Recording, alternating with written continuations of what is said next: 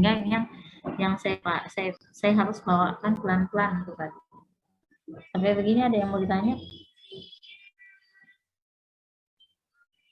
Kalau bawa materi sama kalian tiba-tiba tidak. Kalian apain saya ini? Perasaan saya baik-baik saja. Kalian 20 kali loh, beneran. Waktu saya bawa materi kalian masih muntah 2 kali. Segitu saya tutup sama kalian, saya muntah 22 kali. Beneran. Terus sampai malam, sampai sore. Jam 5 sore saya masih muntah. Ini tadi perasaan saya sehat-sehat, ini saya bawa materi sama kalian. Saya langsung berat lagi badan. Kenapa ini? Kalian apain saya ini? Kalian sengaja ya? Supaya dokter Mariani sakit. Yuk, ada yang mau ditanya? Sebelum saya lanjut, materi ke belakang lebih berat loh. Saya minum dulu ya.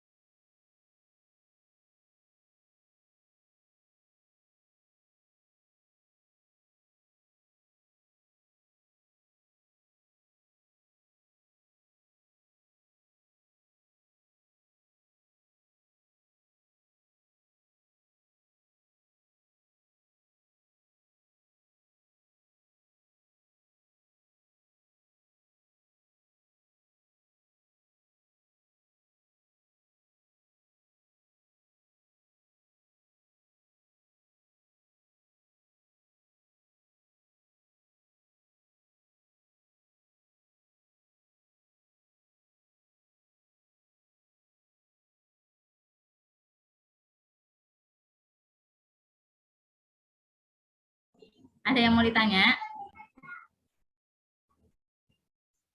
Permisi dokter, izin bertanya. Baik dokter, perkenalkan nama saya Muhammad Fudail dengan sambung N1012076. Saya izin bertanya dokter terkait penggolongan TBC, kan ini antibiotik rifampicin. Kenapa hanya rifampicin yang menjadi salah satu indikator pembagian tuberkulosis dokter untuk pengobatannya dokter? Terima kasih dok. Karena rifampicin rifampicin itu adalah obat yang pertama paling berperan dalam pengobatan tuberkulosis. Itu ada dua ya, ada rifampicin sama isoniazid. Namun alat-alat sekarang makanya atau tidak mudah, tidak mudah karena rifampicin ini baru salah satu alat yang bisa dilakukan pemeriksaan resistensi adalah rifampicin ya. Kalau untuk pemeriksaan drug sensitivity test juga, jadi untuk ketika dikulturkan kita baru bisa memeriksa resistensi pengobatan, itu baru rifampicin, isoniazid sama isoniazid. Jadi etambutol belum bisa dilakukan. Jadi rifampicin etambutol belum bisa juga dilakukan. Pemeriksaan luar biasa, ilmuwan kita di luar ya, ilmuwan di luar itu kan suatu alat yang bisa mendeteksi rifampicin ya. Kalau kita nanya kenapa rifampicin ya, karena rifampicin salah satu yang paling penting dalam proses pengobatan tuberkulosis, maka melakukan pemeriksaan TCM ya. Tapi sekarang karena perkembangan dari 2021 alhamdulillah sudah ada juga pemeriksaan cepat. Saya masih dapat waktu TCM itu benar-benar hanya ada di kota besar ya. Jadi waktu saya masih sekolah di Surabaya, waktu itu TCM itu cuma ada di Surabaya dan di Jakarta. Jadi dulu hasil dahak tuh kalau ada pasien yang dicurigai resisten, mereka harus kirim dahak nih ke Surabaya atau Jakarta untuk dilakukan pemeriksaan resistensi. Tapi alhamdulillah WHO melalui Global Fund itu sekarang mengadakan mesin tersebut begitu banyak sehingga tersebar di seluruh Indonesia, bisa tersebar di seluruh Indonesia.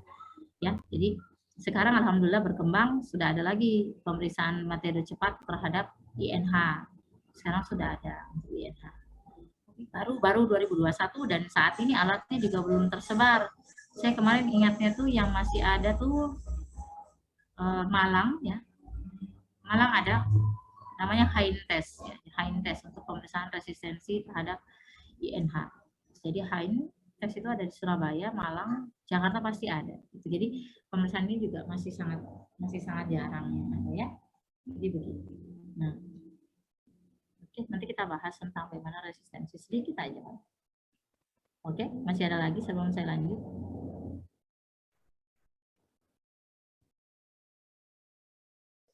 Sampai dok, terima kasih banyak atas jawabannya dok. Oke, kita lanjut ya.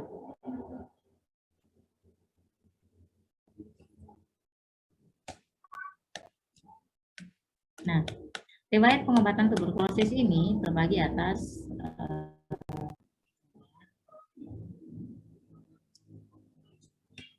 jadi tadi ya klasifikasi berdasarkan bakteriologis ya, terbagi terkonfirmasi bakteriologis dan terkonfirmasi secara klinis ya. Di situ sudah paham. Berdasarkan lokasi ada tuberkulosis TB paru, ada namanya ekstraparu. Nah, yang selanjutnya kalau berdasarkan riwayat pengobatan ya, pasien TBC, pasien baru ya, pasien baru itu adalah pasien-pasien yang belum pernah mendapatkan obat tuberkulosis atau dia pernah menjalani pengobatan tuberkulosis tapi di bawah kurang dari 1 bulan ya.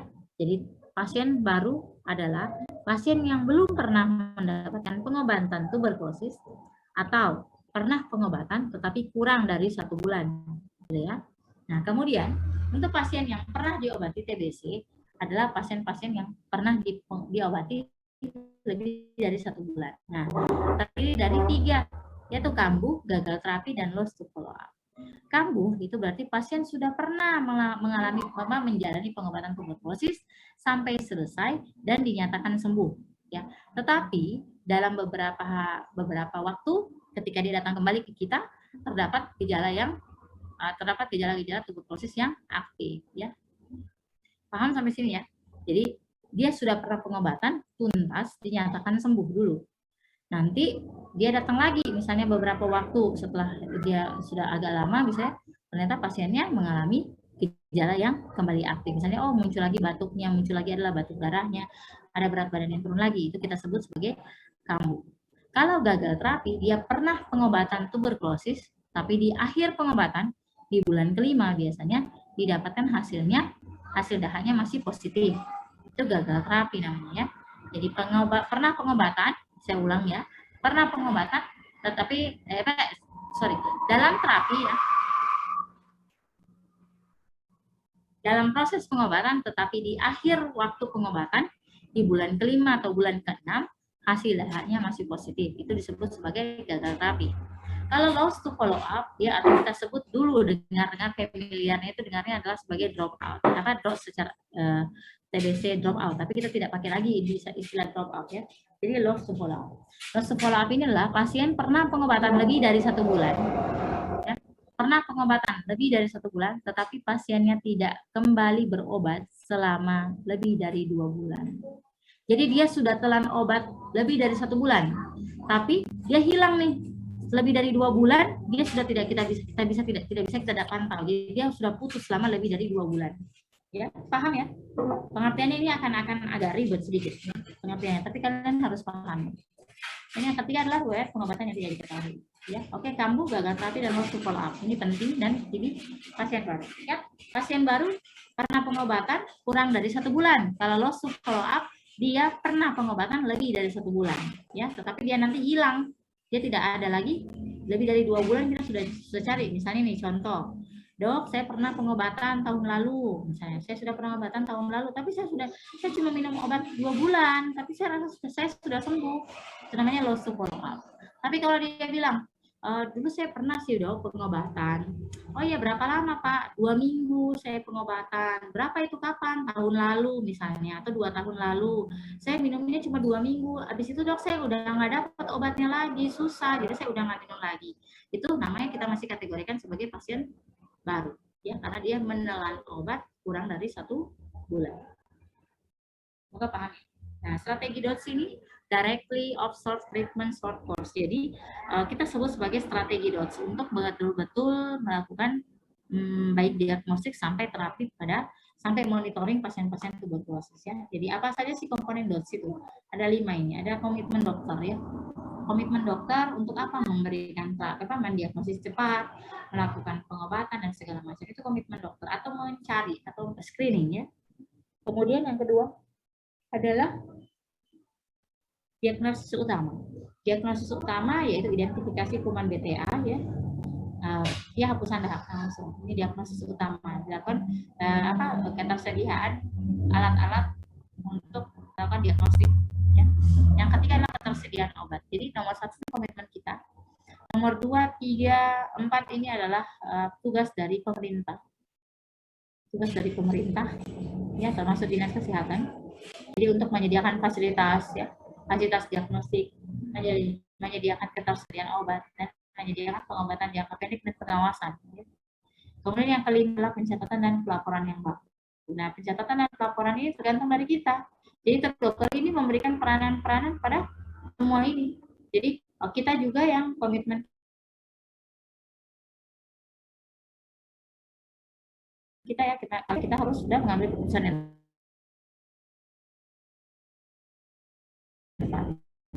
kalau komitmen kita melakukan pengobatan yang baik, maka ketersediaan obat juga akan cepat terlaporkan, ya, karena kita mendiagnosis segera.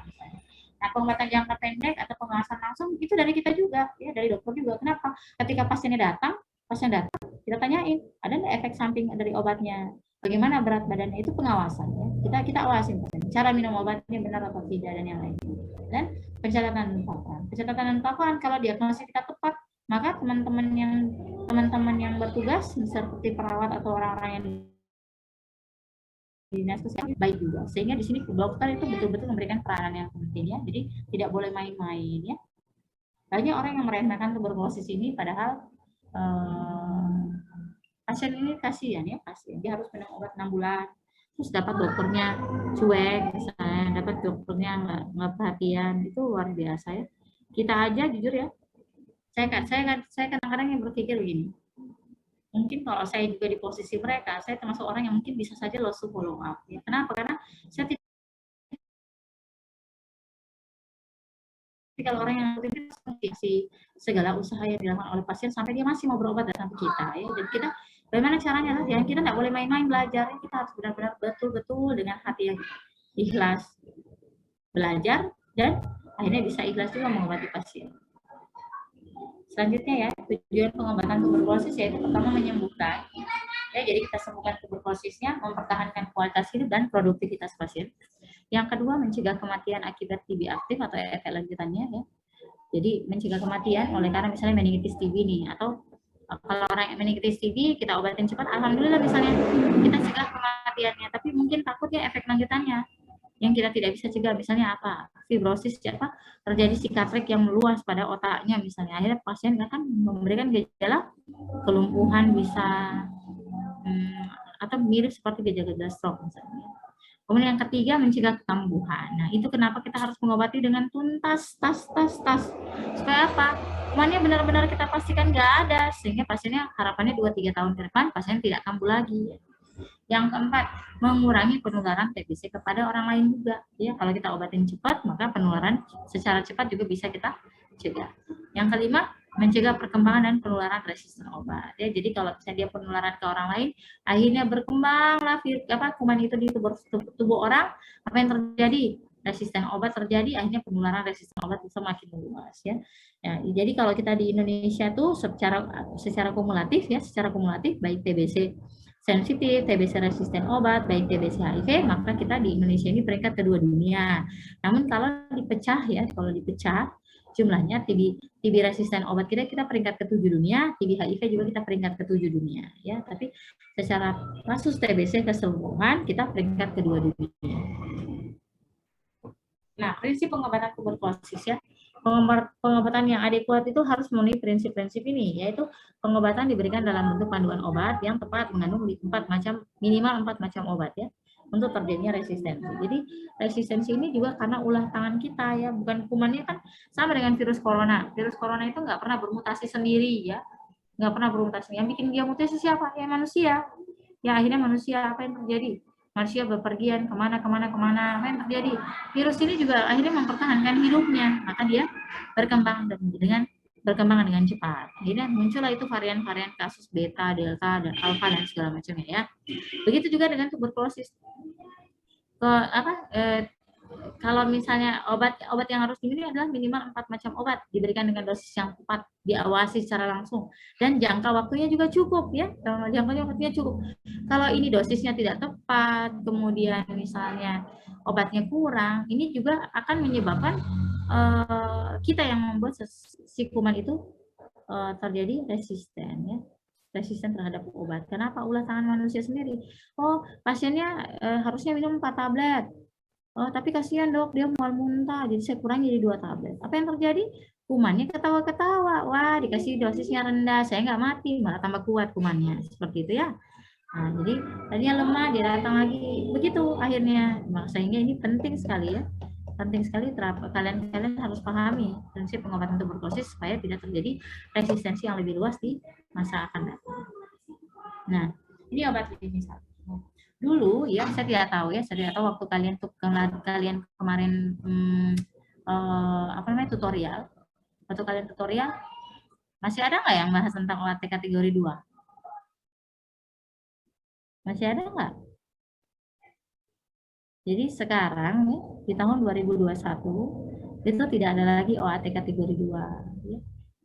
Jadi OAT itu terbagi 2, OAT lini 1 dan OAT lini 2. OAT lini 1 untuk kasus-kasus baru atau kasus-kasus kambuh, loss to follow up, atau yang gagal terapi, yang dimana dibuktikan dengan hasil pemeriksaan gen ekspor bahwa rifampicin-nya masih sensitif. Itu OAT lini 1 ya. Diberikan pada kasus-kasus TBC sensitif. Kalau OAT lini 2 itu dikhususkan untuk pasien-pasien yang sudah resisten terhadap obat rifampicin ya. Jadi dia lini 2. Dulu ya, saya ulang, dulu OAT lini 1 terbagi 2. OAT kategori 1 dan OAT kategori 2. Tapi saat ini OAT kategori 2 sudah tidak kita pakai lagi. Sehingga kita hanya benar-benar menggunakan OAT lini 1 ya. Sampai di sini dipahami? Ada yang mau tanya? Ada enggak waktu kemarin ya, ada enggak yang kemarin masih pakai waktu kalian tutorial pakai kategori 2? Dibahas enggak? Supra? Siapa? Elsa, Kristi. Permisi dokter. Jadi kalau kemarin di tutorial, kalau dari saya sendiri sempat menjawab itu untuk pengobatannya itu OAT lini 1 dan juga lini 2, tapi tidak dibahas lebih lanjut dokter. Nah mungkin dari 157 orang nggak ada yang bahas kategori 2. Nggak ada. Siapa? Mufdiah ini memang raise hand atau tidak sih? Itu ada gambar tangan. Mufdiah Nuriza. Memang gambarmu ada tangannya? Permisi dokter, tidak ada dokter. Nggak ada yang bahas kategori 2? Serius? Takut ngomong atau apa ini? Chris Lagalu, mana kau? Oh, cuma rambutnya yang keluar. Apamu yang keluar itu? Chris Lagalu. Chris Lagalu? N101. Permisi dokter. Ya.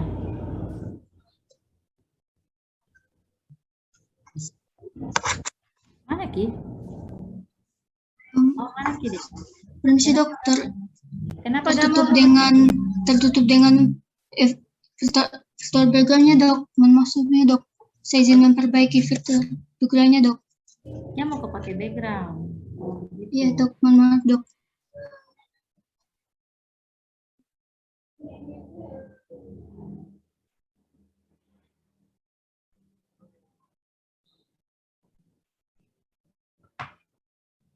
Andi Muhammad Sakir.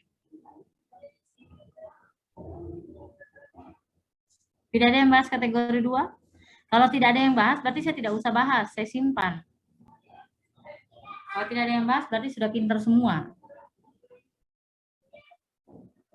Serius, nggak ada? Jadi saya lanjut ini, saya tidak bahas. Saya sudah siapkan penku ini. Mau bahas kategori 2.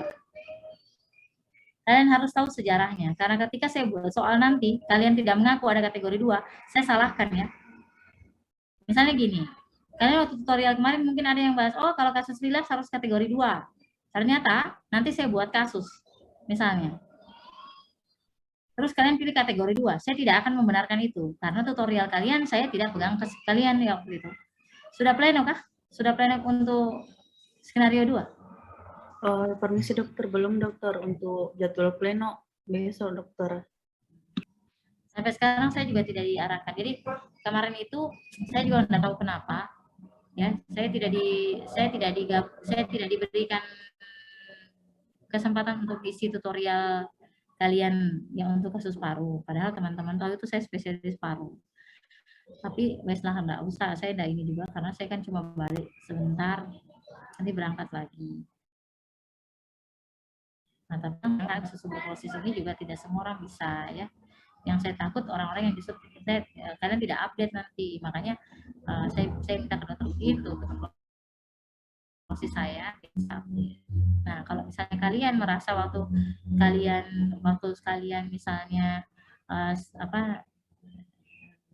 tutorial kemarin sampai di tutorial pertemuan kedua tidak membahas kategori 2 sama sekali, berarti saya anggap kalian sudah paham, jadi saya tidak bahas lagi hari ini. Oke? Ya, saya sudah tanya beberapa kali loh ya. Jadi saya tidak tanya, jadi saya nanti buat soalnya, saya buat soal sebagaimana yang saya ceritakan hari ini, gitu ya. Oke. Jadi materi ini 1 itu terdiri dari ini ya. Isoniazid, rifampicin, pyrazinamide, etambutol, dan streptomycin.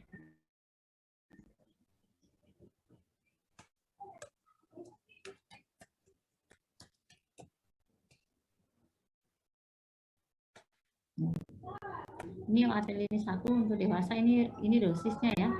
Ini ada dosis harian, ada dosis 3 kali per minggu.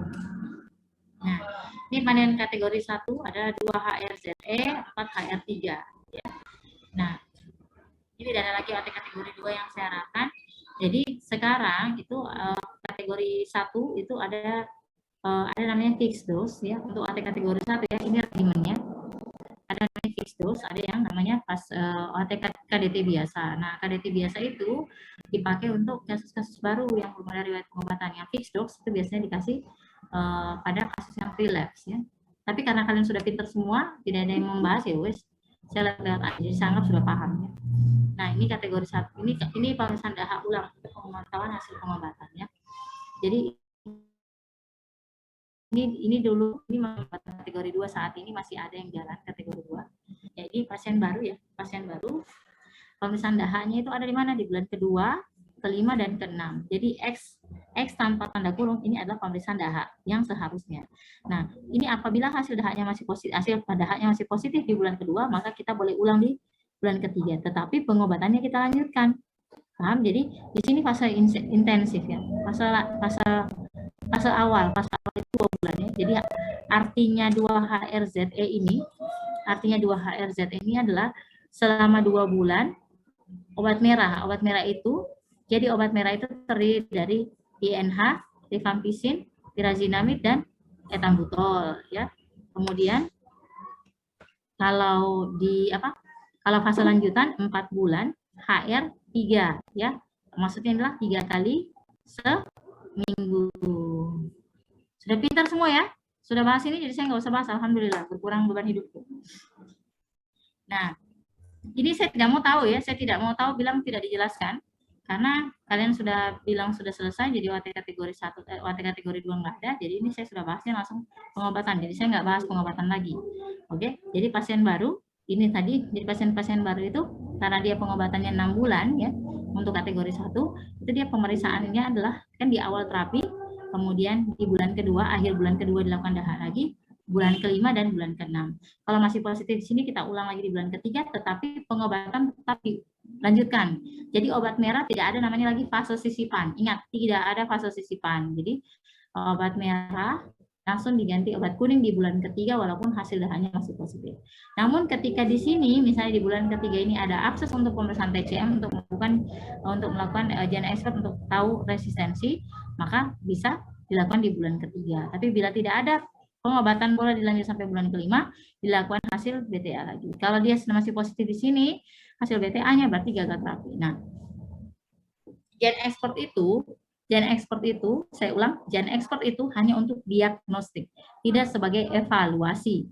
Diagnostiknya adalah kita untuk mengetahui apakah terdeteksi kuman tuberkulosis, yang kedua apakah terjadi resistensi terhadap rifampicin. Kalau misalnya dia nanti sudah bulan kedua, bulan kelima, dan bulan keenam, itu tidak melakukan gen expert, tetapi kita melakukan pemeriksaan BTA. Oke, kita lakukan BTA. Harapannya apa? Kalau kita lakukan pemeriksaan BTA ini, ya kita bisa tahu nih, oh kumannya masih ada atau tidak di dalam hasil daha. Ya, kalau hasil gen expert nanti takutnya persisten positif. Nah, tapi kalau misalnya kita masuk kategori gagal terapi untuk mengetahui apakah terjadi resistensi atau tidak, maka boleh dilakukan PCM. Tapi tujuannya sebagai diagnostik, bukan sebagai evaluasi. Oke? Tapi untuk orang-orang yang saat ini mungkin masih menjalani pengobatan OAT kategori 2 dengan regimen ini, regimennya 2 HRZES, ya, atau fase ditambah lagi fase intensifnya fase awalnya HRZE tanpa ada streptomycin, atau fase lanjutannya 5 HR3E3, maka pemeriksaan BTA-nya adalah di bulan ketiga, bulan kelima, dan bulan ke-8. Tapi kalau masih positif di sini, pasien tidak dinyatakan konversi, boleh dilakukan BTA, tapi bisa langsung dilakukan gen expert di sini. Ini nggak main-main ya, tabel ini nggak main-main. Ini bisa banyak soal yang di sini. Nah, ini pengobatan tidak teratur. Jadi pengobatan tidak teratur itu, ini juga agak rempong nih. Jadi dilakukan. Jadi pasien-pasien yang putus berobat selama kurang dari 1 bulan. Jadi kalau ada pasien yang ternyata dia datang dan mengaku bahwa saya sudah berhenti pengobatan, nah, berapa lama pengobatannya? Kita bagi 3 ya. Pengobatan yang putus berobat kurang dari 1 bulan, ada yang 1 sampai 2 bulan, yang kedua ya 1 sampai 2 bulan, yang ketiga lebih dari 2 bulan. Yang lebih dari 2 bulan ini yang kita kategorikan sebagai lost to follow up. Ya.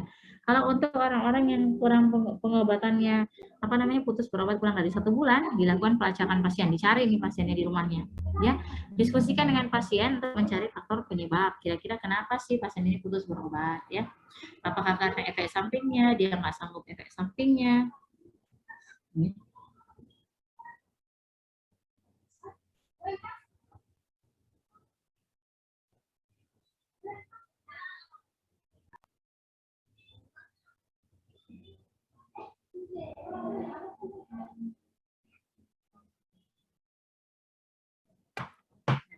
Kemudian dilanjutkan. Jadi kalau ketika kita tahu pasien itu mencari kita dapat penyebab kira-kira pasien ini putus berobat karena apa, maka pasiennya bisa dilanjutkan dosis pengobatan yang tersisa, ya.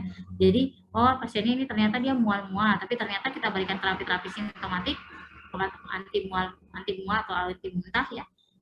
Pasien ternyata membaik, jadi obatnya silahkan dilanjutkan. Tapi kalau misalnya ternyata pasiennya langsung terjadi SGPT yang meningkat, kemudian pasiennya mual muntah hebat yang dia tidak bisa tahan, jangan dipaksa pasiennya pengobatan. Jadi kita ubah, pasien dirujuk ke fasilitas sekunder supaya kita aturkan obatnya, ya. Kemudian yang kedua, pasien-pasien yang putus berobat antara 1 sampai 2 bulan. Yang dilakukan pertama kali lacak pasiennya, diskusikan dengan pasien untuk mencari faktor penyebab putus berobat, ya. Kemudian periksa dahak dengan 2 sediaan, ya. Jadi dilakukan ambil dahaknya. Kalau hasil dahak betanya negatif atau waktu awal pengobatan dia positif, awal pengobatannya dia ekstrak paru, maka pasien dilakukan pengobatan dosis kedua. Kalau hasil BTA-nya positif tadi, kita lihat lagi tindakan keduanya, kita cek dosis pengobatan yang dia minum sudah kurang 5 bulan atau lebih dari 5 bulan. Kalau kurang dari 5 bulan, maka lanjutkan. Ya, kalau lebih dari 5 bulan kita lihat dia minum kategori 1 atau kategori 2. Kalau kategori 1 dilakukan terus pemeriksaan gen ekspor, diberikan OAT kategori awal. Kategori 2 dari awal. Kalau kategori 2 dilakukan pemeriksaan TCM atau rujuk ke pemeriksaan fasilitas MDL, ya. Nah, ini kalau ada kategori 2, ya. Tapi saya untuk sampai saat ini sih kategori 2 masih ada, jadi masih dihabiskan. Mungkin di zamannya kalian sudah jadi dokter sudah tidak ada lagi kategori 2, ya. Tapi tetap harus ditahu. Nah, kalau orang-orang yang lost to follow up lebih dari 2 bulan atau lebih, lacak pasiennya, diskusikan dengan pasien, terus ambil spesimen dahanya. Kalau hasil dahanya negatif, ini ya, kita lihat, kita nilai klinis pasiennya. Kalau klinisnya membaik, dia hentikan pengobatan sambil pasien diobservasi. Kalau misalnya ini tadi ya, hentikan pengobatan. Kalau dia hasilnya positif salah satunya, maka dilihat pasiennya kategori 1 atau kategori 2. Ini ya, dilanjutkan. Yang paling banyak menjadi soal itu bila misalnya dia sudah positif, hasil dahanya positif juga, dia loss to follow up lebih dari 2 bulan, kemudian diambil dahanya ternyata masih positif. Kemudian dia pengobatan OAT kategori 2, dosis pengobatannya lebih dari 1 bulan, ini dirujuk ke layanan spesialistik. Ya. Oke. Nah ini kalau dia terjadi bukti resistensi, ini pasiennya dirujuk, ya nggak dibiarin aja ke puskesmas. Kalian semua ini pasti akan merasakan di puskesmas ya, jadi tetap harus tahu ini. Di puskesmas nanti insya Allah ada program internship, mau tidak mau kalian tidak semua pasti ke rumah sakit, pasti pernah merasakan puskesmas ya. Kemudian ini obat-obat yang lini 1. Yang lini 1 isoniazid, rifampicin, pyrazinamid, streptomycin, dan ethambutol. Dari 4 obat HRZS itu bersifat bakterisidal, tapi ethambutol yang bersifat bakteriostatik. Tapi dia memberikan efek samping, jadi masing-masing obat ini memberikan efek samping, sehingga kalian harus paham efek yang diakibatkan ini, sehingga kita bisa langsung mendeteksi ketika pasien mengeluh. Kemudian ini ya efek samping pengobatannya, efek samping ringan. Dan makan mual perut bisa oleh karena HRZ. Jadi OAT ditelan malam sebelum tidur, apabila keluar tetap ada, OAT ditelan dengan sedikit makanan. Oke? Tapi kalau dia sampai mual muntah hebat, hati-hati, dia efek samping berat, mungkin segera itu ya. Kalau dia terdapat nyeri sendi, ya diberikan aspirin, ini bisa disebabkan oleh pyrazinamid. Kalau kesemutan atau rasa terbakar di telapak kaki atau tangan, ini bisa oleh karena isoniazid. Isoniazid ini biasanya kita beri vitamin B6 ya 50-75 mg per hari. Warna kemerahan pada urin ya, jadi hampir semua orang yang minum rifampicin maka urinnya akan berwarna merah. Ini kita tidak usah sih stop, diberikan penjelasan saja sama pasien bahwa memang seperti itu ya. Jadi tidak usah takut. Nanti ini bukan darah kok ya, itu bukan darah, tapi itu obat yang dikeluarkan lewat kencing. Kemudian ada flu sindrom ya, baik merasa demam, menggigil, lemas, sakit kepala, nyeri tulang, ini biasanya R ya, rifampicin ya, dosis intermittent. Nah ini jadi dosis R ini karena dosis intermittent itu jauh, jadi kalau saya sebulan seperti ini R-nya diubah menjadi dosis harian. Efek samping berat ya, kalau ada bercak kemerahan dengan atau tanpa rasa gatal, hati-hati ya. Ini bisa langsung nanti kena Stephen Johnson ya.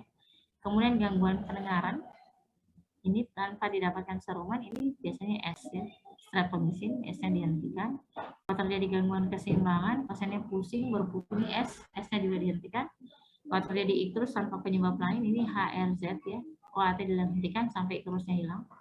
Dan pasiennya bingung nih, mual muntah, semua jenis OAT dihentikan. Gangguan penglihatan oleh karena ethambutol, E-nya dihentikan.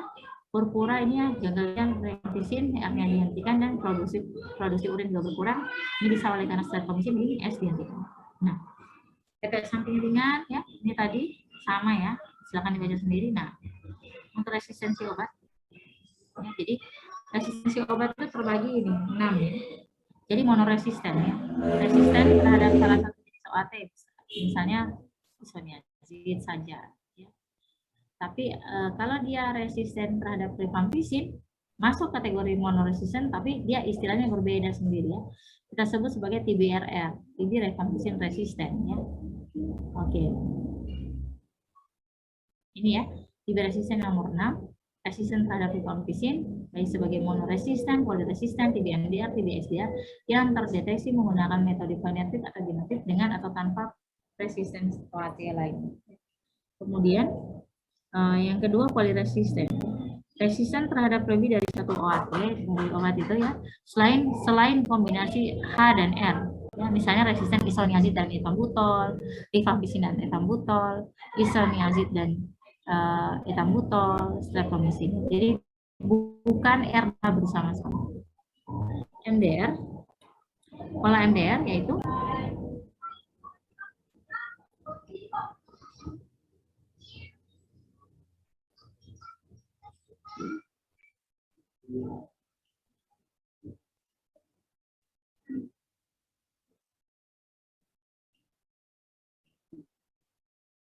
Sebentar ya.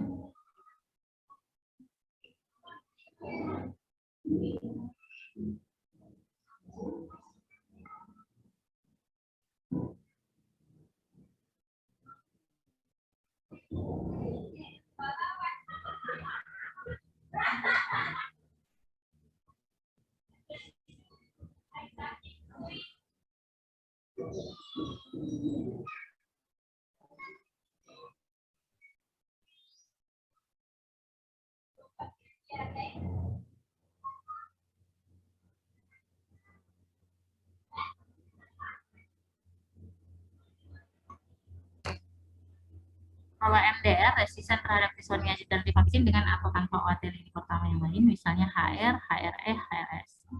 Ya, kalau pre-XDR, pre-extensive drug resistance, yaitu TB-MDR disertai resistensi terhadap salah satu obat golongan fluoroquinolone atau salah satu dari OAT injeksi lini kedua, yaitu capreomycin, kanamycin, dan amikacin.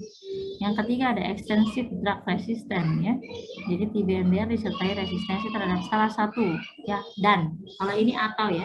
Kalau pre itu atau, kalau ini dan. Oke. Ada yang mau ditanya sampai di sini? Jadi saya mau kasih biar nggak bingung.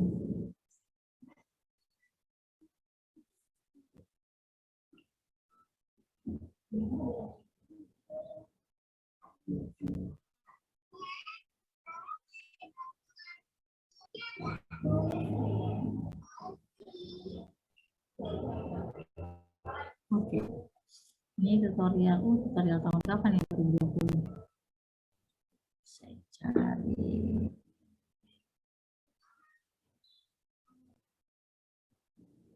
Bisa kelihatan ya layar saya ya?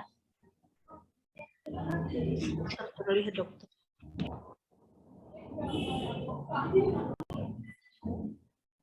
Oke.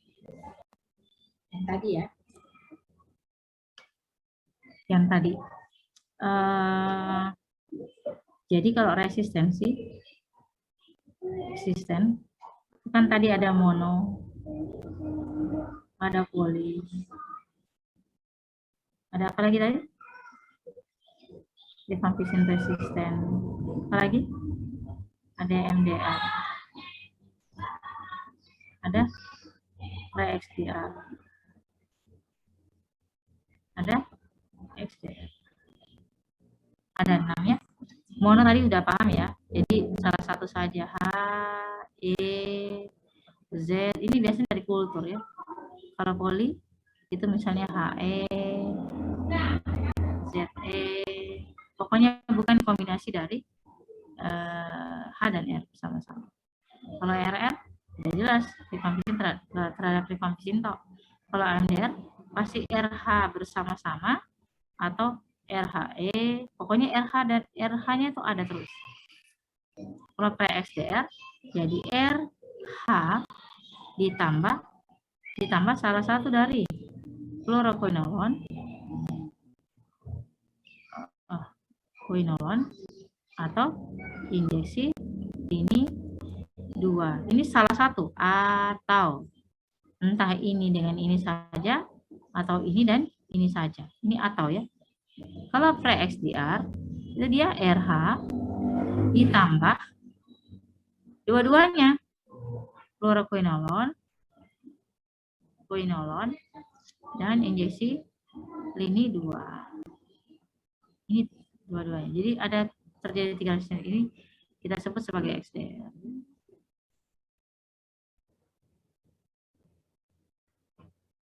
Ini soal ya. Saya kasih tahu. Karena kalau ada yang saya tekankan berkali-kali, itu bisa jadi soal ya.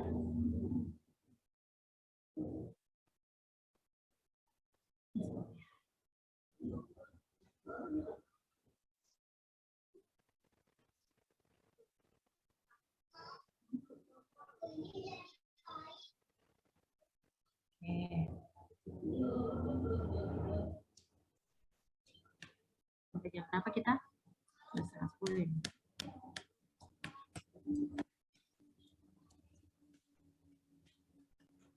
Bisa.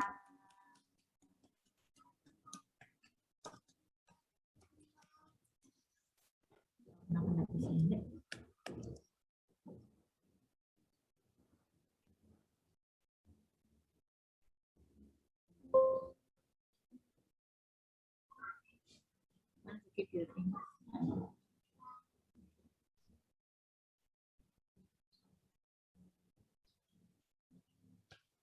Lanjut ya.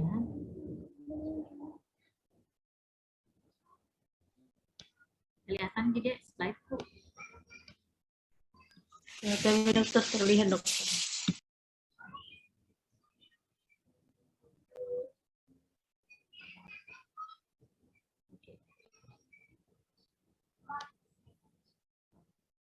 Nah, ini terduga.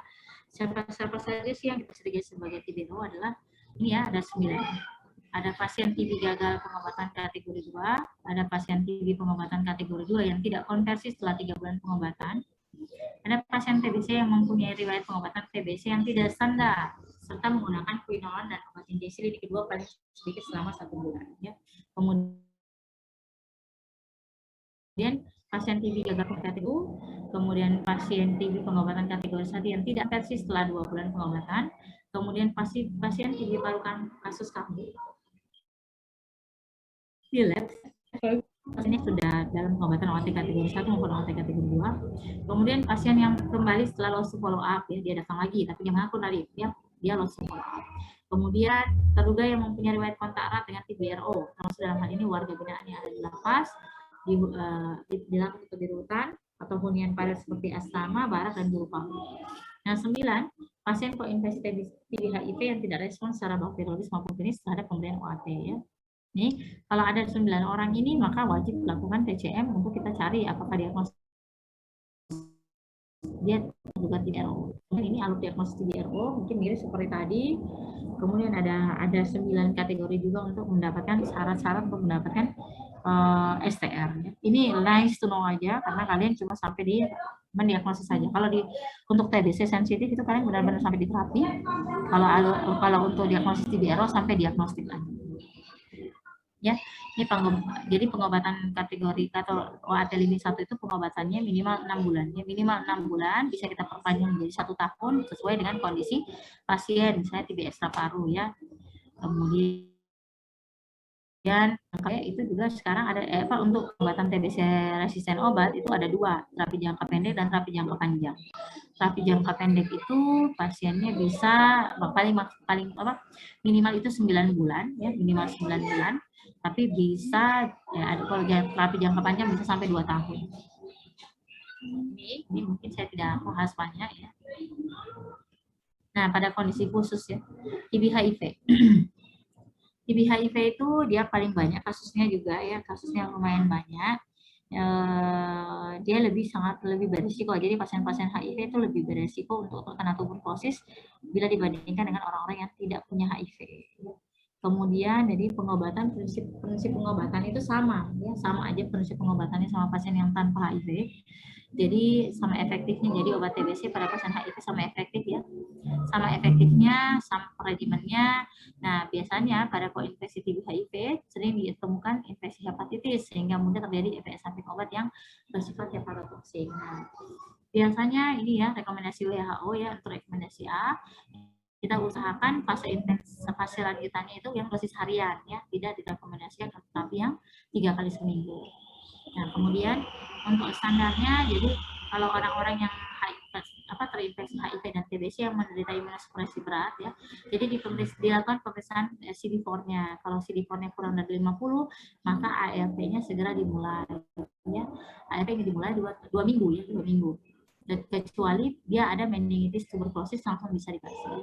Tapi kalau orang-orang yang misalnya ini ya, untuk semua pasien HIV dan TB terlepas dari hasil hitung CD4, terapi antiretroviral harus dimulai dalam waktu 8 minggu semenjak awal pengobatan TB-nya.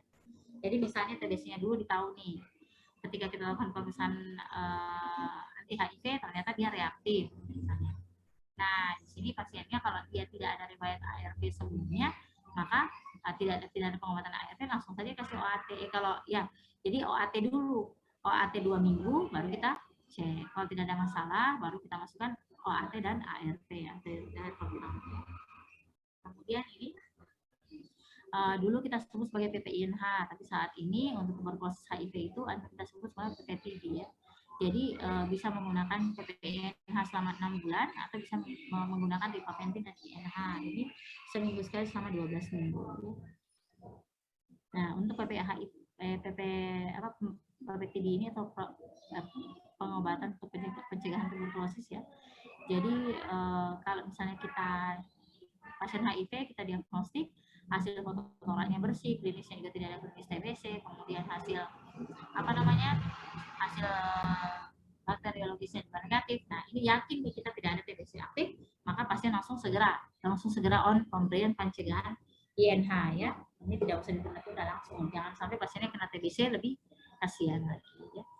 Oke, ini kalau TBC dengan diabetes mellitus, jadi prevalensi tinggi paru meningkat seiring dengan peningkatan DM ya. Jadi dilaporkan 10-15% ya. Jadi 2 sampai 5 kali lebih tinggi daripada pasien yang non diabetes. Nah, paling sering itu ini gangguan pada mata. Ini tuh ya. Pada pasien-pasien diabetes, maka pengobatan TBC ini sampai 59 bulan ya. Jadi tidak berhenti di 6 bulan. Kita evaluasi lagi, kalau masih ada tanda-tanda aktif pada pada fototorak, kita lanjutkan sampai 9 bulan. Nah, paling sering karena ada etambutol ya, ada etambutol yang memberikan gangguan pada mata, maka kita harus pastikan ini kira-kira karena retinopati diabetik atau karena etambutolnya. Ya. Nah, rifampicin ini sendiri dia mengurangi efektivitas obat oral anti diabetes sehingga makanya biasanya obat oral anti diabetesnya harus dikasih naik dosisnya atau pasien ini diberikan insulin.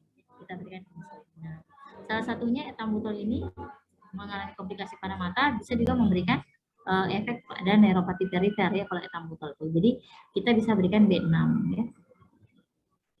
Nah, untuk kelainan hati, ya ini kondisi yang mengharuskan obat tuberkulosis di stop, misalnya klinis mual muntah ada dengan peningkatan liver function testnya lebih dari 3 kali normal, maka kita stop OAT-nya. Atau klinis mual muntah tidak ada, tetapi liver function testnya lebih dari 5 kali normal, ini juga harus di stop OAT.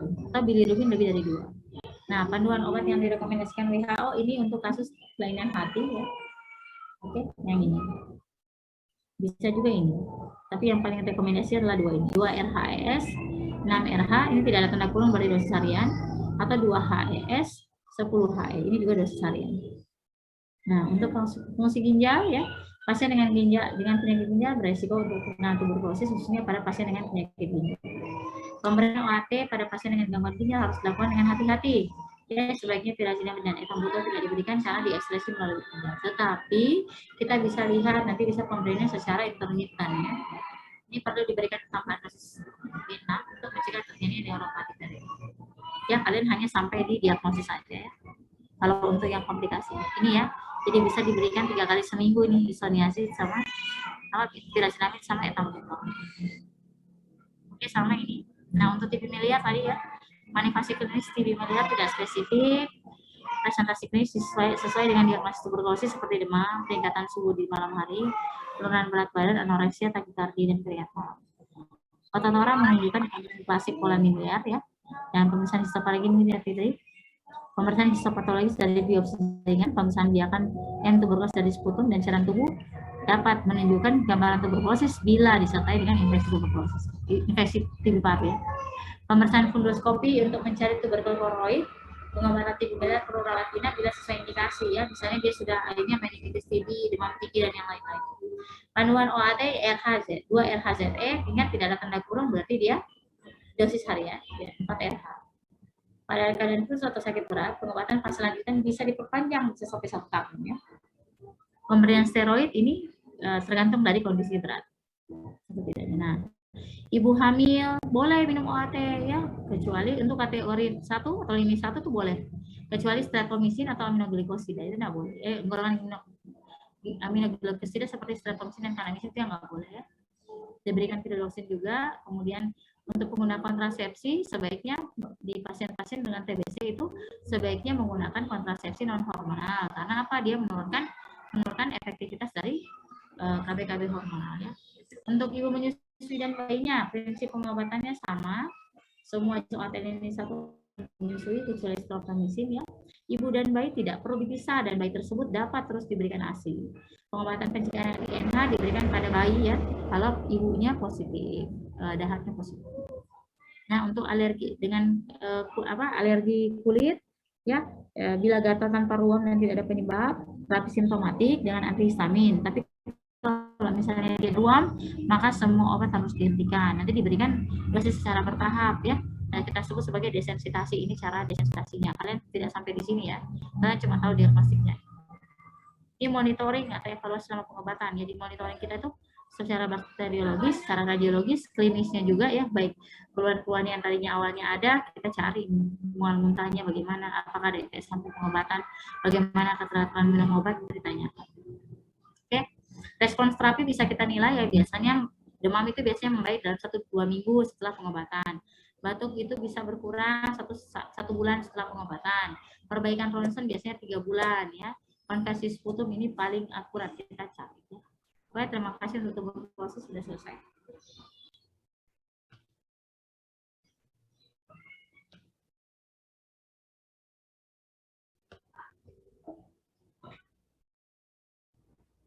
Untuk tuberkulosis sudah selesai, kita lanjut ke avian. Avian ini cuma sedikit ya.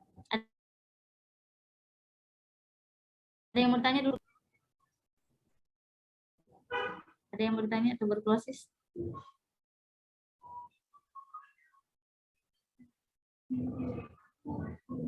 Nggak ada, pintar semua ya. Jadi awas memang tidak bisa dijawab.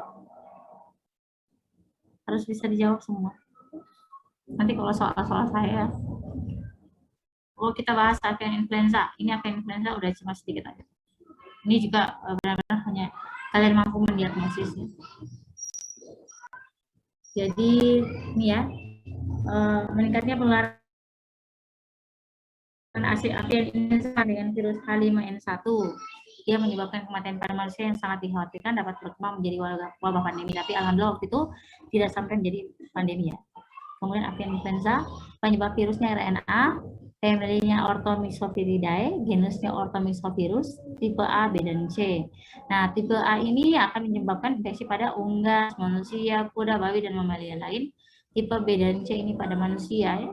Kemudian dia beramplop mempunyai 4 jenis antigen yang terdiri dari protein nukleotid, kita sebut N, hemaglutinin, neuraminidase, DNA, dan protein matriks atau MP. Nah, jadi ada berapa tipe? Jadi HA ini ada 15 tipe dan NA ada 9 tipe. Nah, kombinasi keduanya dihasilkan dari 100 tipe virus. Nah, ketemulah ini si avian influenza, jadinya H5N1. Nah, ini dia ilustrasi virusnya ya, mirip sebenarnya dengan virus corona, mirip ya. Jadi ada neuraminidasenya, N-nya ya. Ini ada RNA-nya di dalam. Ada lipidnya juga. Kemudian sifat virusnya hemaglutinasi pada unggas. Kemudian dia peka terhadap panas atau pH yang ekstrim ya. Kemudian kondisi non-isotonis dan udara kering. Kemudian peka terhadap pelarut lemak, yaitu deterjen, mirip semuanya dengan COVID juga. Daya infeksinya rendah oleh formalin, oksidator, beta propiolakton, iodin, larutan asam, eter, ion, amonium, dan klorida. Tahan dalam tubuh unggas sampai beberapa bulan, dikeluarkan dari tubuh penderita lewat sekresi hidung, fesis, dan mata. Dalam fesis tahan terhadap usaha inaktivasi ya, pada suhu 4 derajat tahan 30-35 hari, dan pada suhu 20 derajat Celcius itu tahan 7 hari. Cara penularannya kalau kita kontak langsung baik dengan unggasnya ya. Secara tidak langsung udara tercemar oleh bertahan fesis atau droplet ya. Kemudian fesis yang mengandung virus bisa mencemari air minum, pakannya, kandang, burung liar. Kemudian sumber utama penularan spesies lain yang dalam kelompok unggas domestik dari itika ayam, burung eksotik yang dipelihara, burung liar, migrasi burung air ya. Kemudian hewan air ya, seperti hewan lain seperti kalkun dapat tertular dari babi. Tidak ada indikasi penularan secara vertikal biasanya. Nah, masa inkubasi berapa jam sampai 3 hari ya, kurang lebih 14 hari tergantung jumlah virus, virulensi virus, spesies ternak yang terinfeksi, dan kemampuan mendeteksi gejala. Nah, ini dia ya, mungkin tidak banyak yang harus saya jelaskan di sini. Jadi ketika dia masuk proporsinya, oke, udah mirip aja sih dengan corona, nanti kita bahas. Gejala klinisnya bervariasi ya, tergantung dari spesies ternaknya, jenis kelamin, umur ya, abnormalitas sistem pernapasan. Gejala awal ini turun nafsu makan, turun produksi telur ya untuk ayam, gejala pernapasan bisa batuk, bersin ya. Hiperlaktasia muka dan kaki. Yang ini ya, sianosis pada daerah kulit ya untuk ayam nih, gangguan saraf, diare. Jadi mereka juga bisa diare. Ini ya kalau pada ayam. Yang muka dan piarnya sianosis. Ini hati-hati, kita harus tahu. Kulit punya sianosis. Ya. Pasca pasti ini mungkin tidak kita bahas. Ini cuma saya kasih gambar-gambar. Ini kalau virusnya ganas, dia hewannya bisa mati mendadak. Ini jadi terjadi hemoragi ovarium karena kasus-kasus ini pada ayam. Kemudian ini diagnosanya isolasi dan identifikasi, uji serologi 3-10 hari. Pasca infeksi, jangan pemeriksaan. Nah, kalau penanganan manusia demam tinggi, biasanya lebih dari 38 dan gejala flu serta kelainan selama. Dapat timbul pada manusia juga bisa diare, muntah, sakit perut, sakit pada dada, hipotensi, dan juga dapat terjadi perdarahan dari konduksi. Sesak napas mulai terjadi setelah 1 minggu. Gejala klinis dapat memburuk dengan cepat yang biasanya ditandai dengan pneumonia berat, flu dan sakit. Kesan penunjang seperti ini ya, gambaran radiologi ya, jadi bisa dibius ya ke seluruh paru ya. Dapat ini mirip sekali ya, mungkin karena virus ya, jadi mirip dengan COVID. Kemudian terdapat limfopeni, trombositopeni, swab tenggorokan juga ya, jadi kita lakukan swab tenggorokan juga, kemudian kita isolasi virus, jadi nanti akan terdeteksi H5N1.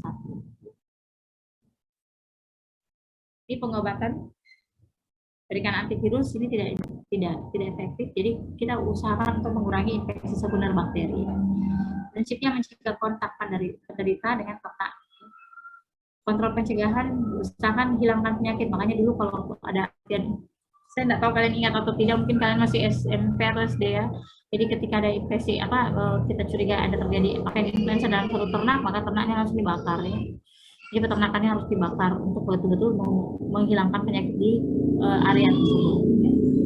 Kemudian ini kontrol pencegahan ya pada virus yang tidak virulen, penutupan daerah wabah ya. Pengampunan pemasaran ini tidak kita bahas banyak, tinggal dibaca-baca aja. Kontrol pencegahan dilakukan vaksinasi, makanya penting sekali vaksinasi untuk pada hewan ternak ya, untuk menurunkan ini, menurunkan kemungkinan. Jadi ternak aja divaksin, apalagi kita ya. Pencegahan ini merekomendasikan untuk orang yang beresiko dapat ini juga bisa diberikan mungkin oseltamivir 75 mg sekali sehari selama 7-10 hari. Ini pada avian influenza pada manusia bisa diberikan oseltamivir dan menjaga kebersihan lingkungan, kebersihan diri, mirip ya kita menggunakan APD, sama persis. Terima kasih.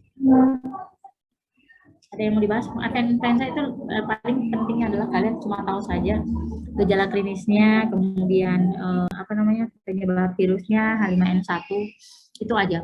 Cuma sampai di situ kalian punya kompetensi. Terapi pun tidak terlalu di ini ya. Karena itu aja tahu oseltamivir 75 mg 1 kali sehari selama 7-10 hari. Itu intinya. Ya. Ada yang mau ditanya? Untuk COVID sebenarnya bisa aja saya bawakan, tapi balik lagi yang saya bilang, saya lagi tidak ada badan, tiba-tiba nanti COVID sama apa ya? Sama apa ya belum ya? Saya MERS ya kalau nggak salah. Nanti saya kasih sendiri ya. Pas di jadwal tuberkulosis aja kan diganti MERS sama COVID. Nanti saya bahas di situ. Ada yang mau ditanya dulu?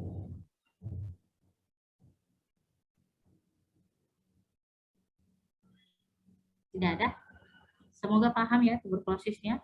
Jadi nggak boleh main-main karena ilmu yang kalian dapat hari ini itu paling cuma terulang sedikit aja nanti pada saat di blog, saya lupa blog berapa itu. Ada geriatri sedikit dibahas tuberkulosis tapi tidak sepanjang pada saat kalian blog 2. Kemudian topik infeksi, ada topik infeksi juga bahas tuberkulosis tapi tidak sepanjang, tidak sebanyak ini karena saya anggap pengulangan Pak. Iya kalau saya yang nanti ngasih, saya tidak tahu siapa tahu orang lain nanti yang ngasih. Oke, masih ada yang mau ditanya dulu? Jadi saya sisa hutang MERS sama COVID. Ya, oke. Jadi ketua Syukrana absen ya, katanya kalian 160 lebih, tapi sampai hari ini terakhir saya cuma lihat 140-an, selalu ada 30 orang yang tidak ikut. Tolong tulis baik-baik sama yang kuliah ikut ya. Jadi ingat kehadiran itu 80% untuk bisa mengikuti ujian. Ya, oke, semoga bermanfaat kuliah hari ini. Terima kasih. Assalamualaikum warahmatullahi wabarakatuh. Waalaikumsalam warahmatullahi wabarakatuh. Terima kasih, dokter. Waalaikumsalam.